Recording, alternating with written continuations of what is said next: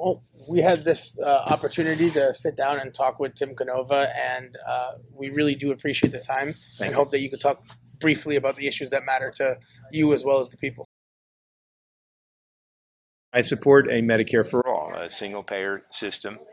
Obamacare was an improvement for a lot of folks who first got some access to health insurance that didn't have health insurance previously, but it hasn't done a good enough job keeping healthcare costs down. You see rising premiums and deductibles and copays, and you still have the private insurance companies that get in the way of people getting access to the right health care, getting permissions for certain treatments, for instance.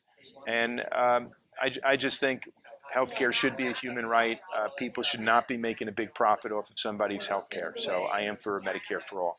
And how do we fund something like a Medicare for all? Well, this was the whole issue that came up when Bernie Sanders was running. And Sanders, I think, was very correct to say it comes out of general taxation revenues. So people look at it as a tax increase, and yet your insurance premiums disappear. So it ends up a net benefit for folks, not a net cost. When you say things like tax increase or public health care, I think we set off red flags across the political world. Right. Um, there's basically two realms of thought that I've been exposed to. One is uh, what Bernie Sanders liked, and that was we got to get all the people rising up together and demanding a change. And one is more, I think your opponent, even in the debate, referred to this, was we have to sit down and have tea with the Republicans. And where do you see yourself on that spectrum? And how would you either call to action those people, or go ahead and try to work across the aisle? Well, I think it is important to work across the aisle, but to do so in a way that doesn't compromise your principles and your constituents. And you take a look at the tax structure, we need it to be much more progressive than it is.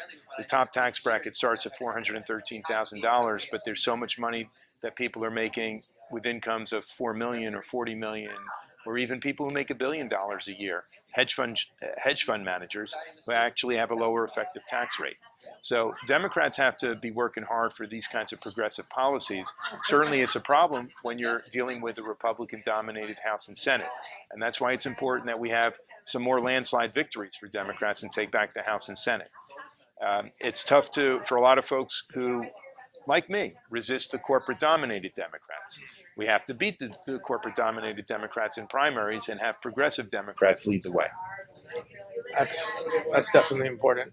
I know that Bernie Sanders endorsed you. Now Bernie Sanders has endorsed Hillary Clinton. Right. Where do you stand on that, and how do you reason it as a Bernie Sanders supporter? Well, I've been following Bernie's lead, and I had a lot of faith in Bernie the whole time. I was saying for many months that I would support the Democratic nominee. Of course, I was hoping the Democratic nominee would be Bernie Sanders. Now that it's not, it seems like the choice really is between Trump and Hillary Clinton. Uh, I imagine there are folks who will disagree that that's the real choice, but until a third party candidate rises to a level that they actually get into presidential debates, this does seem to be the choice. Um, Hillary Clinton is going to have to win the state, Broward County, where we are here in Florida. She's going to have to win Broward County by 250,000 votes if she wants to carry the state of Florida. So the question is, who's going to help bring Broward County to the Democrats in such large numbers? Debbie Wasserman Schultz just turns people off. There are a lot of independents and Democrats who voted for Bernie Sanders, who support Sanders, who are progressives, who are just going to be driven away from the party if Wasserman Schultz continues to play a role in this party. If I win this primary on August 30th, I'm in a position to make the argument to a lot of Bernie Sanders supporters, a lot of independents and Democrats and Republicans that we've got to keep seeking progressive change. We might be disappointed that Bernie Sanders did not get the nomination, but the progressive change has to go through the Democratic Party right now. I certainly have to look at it this way. I'm in a Democratic primary in a Democratic district, and I want to get elected to Congress so that I can be part of the change.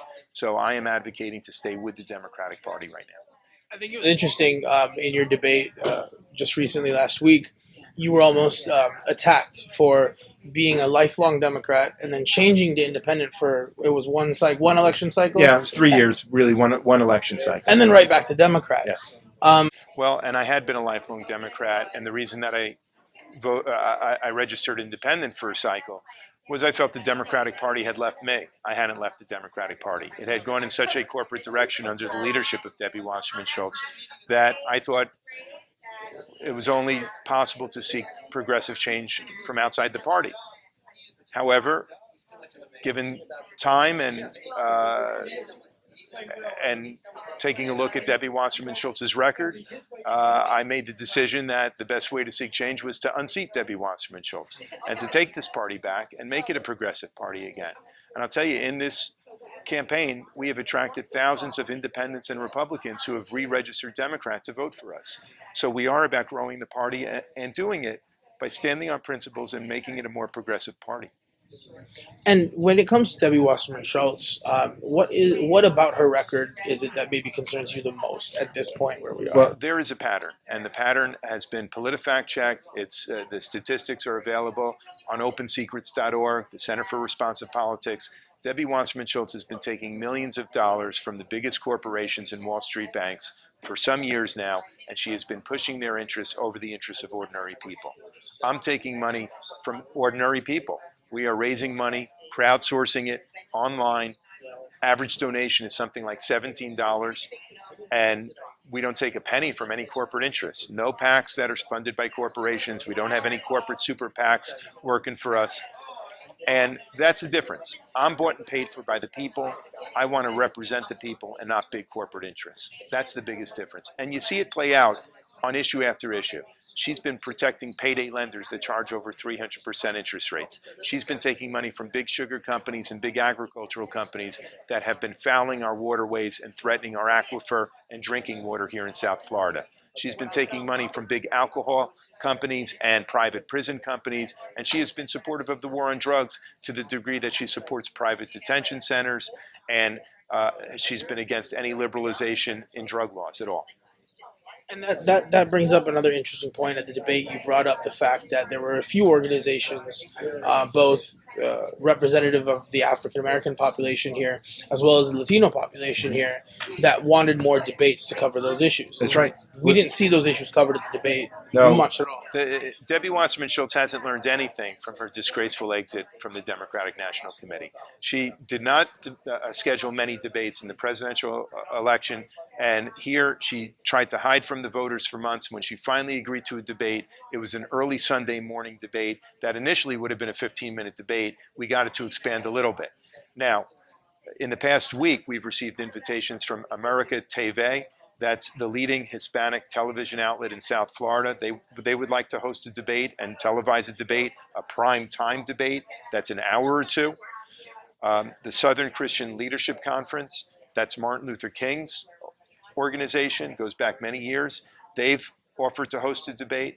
We've got other media outlets. Fernand Amon at 610 WIOD radio has offered to host a debate. Michael Putney on Channel 10.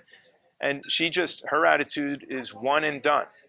My attitude is we've just begun. We've only just begun. We should be debating. And she won't debate. We're going straight to the voters and talking to the voters every day here. Something that else that I think that wasn't mentioned, it was mentioned in the rapid round at the end. Yes. Fracking. Yes. So would you support a ban on fracking? Yes, and I said so immediately, without hesitation. I said absolutely. And then the mic was turned to her, and she stammered and couldn't give a coherent answer. And you can draw your own conclusions. She can't come out for a ban against fracking because she's basically beholden to all kinds of corporate interests that want fracking. And this is happening at a time when Rick Scott's administration is trying to loosen the drinking water regulations to allow more toxins in our drinking water, including benzene. And the toxins that would be allowed in the drinking water, lo and behold, happen to be the same toxins that we find in the water wherever there's fracking. So Debbie Wasserman Schultz wants to say she's for clean water. She votes for budget sequestrations that cut the funding for the Environmental Protection Agency, makes it harder to enforce clean water standards, and then she can't even come out for a ban on fracking. And when it comes to private prisons, Yes. that's another issue, and that was something actually just yesterday the Obama administration announced, what even Bernie Sanders lauded as a big victory in our fight against it. But here in South Florida, do we see that industry as a major issue? Well, it should be a major issue. Florida, I believe, leads the entire country in the highest percentage of its prison system that's privatized. And even though the Justice Department now has come out with an announcement that they'll phase out private federal prisons, that doesn't change what's happening at the state level. And Debbie Wasserman Schultz has taken money from the largest private prison companies, and right here in this district, she supported a proposal for a privatized immigration detention center in Southwest Ranches, and only the community opposition stopped it from happening. In the debate, she was, waving the flag that she knew who the mayor of Southwest Ranches is. Well, of course, she worked with him on this privatization proposal, and he also happens to be the vice principal of the high school where her children went. I'm proud that I know the community activists who stopped that private prison. She also tried to call herself a liberal. What kind of liberal supports privatization of prisons? You should be for liberty and freedom. And and then she tried to make a distinction between a detention center and a prison. Somebody who's actually sleeping in one of those prison beds doesn't see the difference between a detention center and a prison. And I think Bernie Sanders also in his campaign, he went there and he brought up what he kind of went with Jane Sanders as well and talked to the people who were affected by the detention centers. Yes, and that was not a pretty picture, similar to private prisons. absolutely. Now there was one thing, a line that bothered me a little bit in the debate, where she was able to slip this in. Kind of, we just moved past it because it was in conversation. But I believe she said something along the lines of, "What the voters need to know is my opponent doesn't have any experience working with this community." Yeah. Now, I personally have done my research. I know a lot of other people have. I want you to get a chance to address that. And what is the experience that you have here working with the? Well, I'll tell you the experience that got me into this race to begin with. It was working with the community. It was working with the Citizens Trade Campaign last summer, lobbying the entire Florida congressional delegation against the Trans-Pacific Partnership proposal. Okay, and we lobbied every member of the Florida congressional delegation, and the least responsive member was Debbie Wasserman Schultz and her staff. So I'm very proud to have worked with the Citizens Trade Campaign. Right there is plenty of experience. She also denigrated the value of teaching. She said that being a law professor means nothing as far as your civic engagement. That's a very interesting claim to make when we have a president of the United States who was a law professor. Senator Elizabeth Warren had been a law professor. And I haven't just been a law professor teaching some technical aspect of law. I've been writing and teaching about the financial markets and critical of the deregulation of Wall Street and the rise of the Federal Reserve and its program supporting Wall Street, not for a few years, but for almost 30 years. And Robert Reich. And I have a written record and a record of activism to prove it. There it I'm is. sorry. No, Robert Reich talks about in his book, Inequality for All. He talks about what we're seeing, and you touched upon it today actually at our event, but he talked about wealth inequity and how wealth inequity combined with the labor laws kind of create this toxic paste for recession and depression. Well, this is true. And since that's your experience, can you talk about where we are with that? It's the most top-heavy. It's the most top-heavy distribution of income and wealth since the Gilded Age, and it is a drag on the economy. There's an old saying from an old movie that money is like manure. When you pile it in one place, it stinks. When you spread it around, it does a lot of good. So the distribution of wealth is important. If you spread it around, if you have a more equitable distribution, people have the purchasing power to keep demand at a high enough level for the economy to keep working well. When you pile it in one place, the purchasing power disappears and you have constant recessions.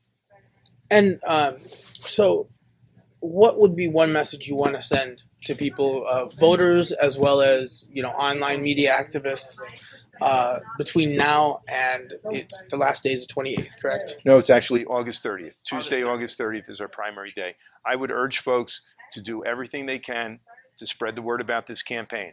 This is a people-powered grassroots campaign. There's, of course, quite a media blackout often when you have a challenger to a strong incumbent. So it's very important that the word gets out and around. And I would urge people to share on social media, to pick up the phone. They can go to timcanova.com, and right on our homepage, there's a phone banking link. Have phone banking parties if you can. If you're in South Florida, come to one of our 4 field offices, knock on doors for us. Whether you're in Florida or not, talk to your friends, talk to your relatives, talk to strangers, but talk about this campaign night and day for the next 10 days. This is a crucial period, and we can win this race. I think we are going to win this race. Thank you so much. Thank you. Appreciate it.